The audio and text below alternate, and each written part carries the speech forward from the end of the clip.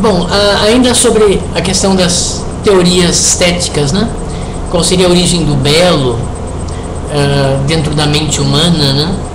Ou existindo fora, nos próprios objetos, né? Há dois pensadores muito importantes por suas teses relacionadas à arte e ao sentido do belo. Pegamos por exemplo, Nietzsche e Sigmund Freud, né?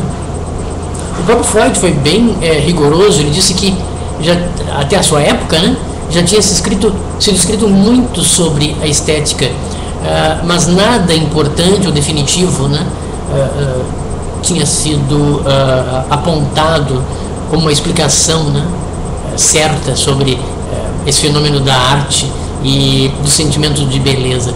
Agora, tanto Freud como Nietzsche são quase contemporâneos, final do século XIX. Nietzsche vai falecer em 1900, Sigmund Freud vai viver até 1950 e poucos, até a Segunda Guerra Mundial, em torno disso, né? Esses dois pensadores, eles vão dizer que por trás do sentimento do belo existe um sentimento sexual, um desejo da espécie, para Freud, né, de buscar a sua perpetuação. Nietzsche não acredita muito na ideia de espécie. Seria para ele um nome que damos a um grupo de seres parecidos.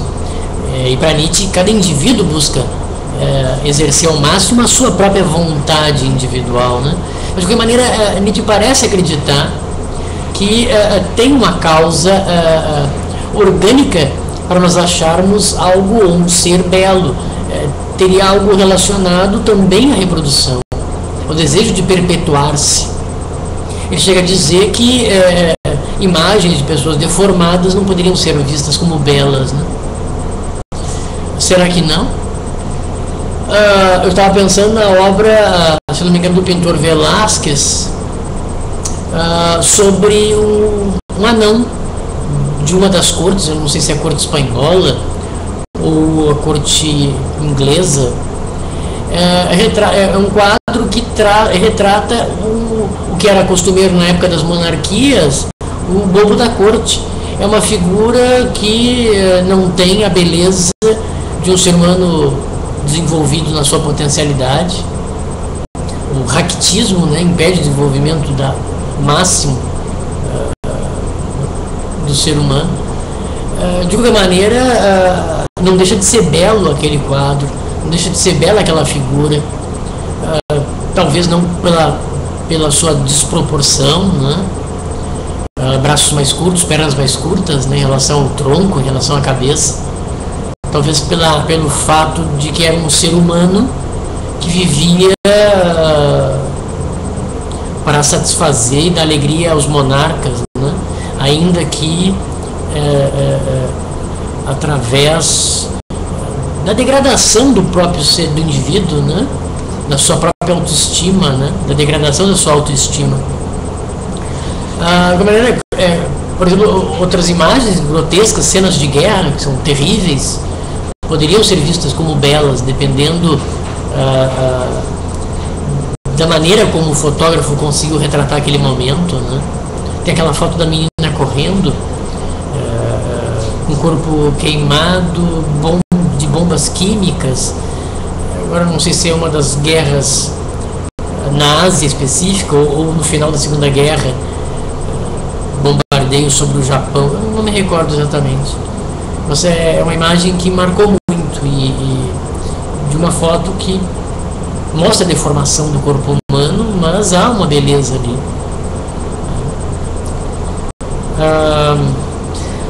Então a questão é saber, bom, será que a arte tem a ver só com a sexualidade? Podemos pensar também que a sexualidade é algo que aparece no ser humano de forma tardia, embora se diga que os próprios bebês já têm alguma manifestação erótica. Eu ouvi dizer que no ventre o feto já teria ereção. Mas consciência do próprio corpo, aí eu acho que é ir longe demais, né? Outro pensador muito interessante sobre a questão das artes e do belo é Kant. Kant observa que gosto não se discute, Mas Kant, apesar disso, ele acreditava na possibilidade e na necessidade de encontrar algo em comum, algo que esteja no fundamento dos diferentes gostos que as pessoas possam ter. Tem algo em comum entre as diversas opiniões que podemos observar. Alguém pode achar que belo é um corpo africano, outro belo é um corpo oriental, belo é um corpo americano. Mas para Kant, se Kant estivesse vivo e debatesse conosco agora, ele diria, bom, deve haver algo em comum para que tantas pessoas no Oriente, na América e na África chamem um ser humano de belo. Ele não entrou no detalhe, ele poderia dizer, por exemplo, que critérios seriam esses, né? Poderia dizer que é uma certa harmonia, uma certa proporção dos elementos do corpo de um indivíduo que faz com que alguém o defina como belo. E use essa palavra no Japão, na América ou na África. Há alguns outros pensadores. Schelling é um pouco anterior a Kant, contemporâneo de Kant. Ele escreveu cartas sobre a educação estética do homem. Para ele, a arte era como uma ponte que ligaria o ser humano do seu estado natural, até selvagem ou irracional, ao ser humano no seu estado civilizatório, né? O ser humano no seu estado racional, progressista, libertado de todos os condicionamentos e todos os instintos, não? Um ser humano livre e pensante. É muito interessante esse ponto de vista, né? A arte, por exemplo, ela não é só oferecida às crianças, ela é oferecida, por exemplo, em presídios, uma forma de recuperação, de reeducação. A arte, ela é praticada em centros psiquiátricos, uma forma de resgatar o ser humano do seu estado temporariamente irracional e devolver ao ser humano a sua lucidez.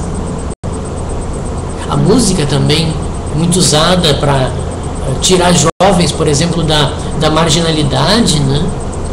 E reintegrá-lo à sociedade, ainda que a gente possa discutir se essa sociedade é completamente racional, né? Pode ser que não, que a sociedade ela seja também autoritária, né?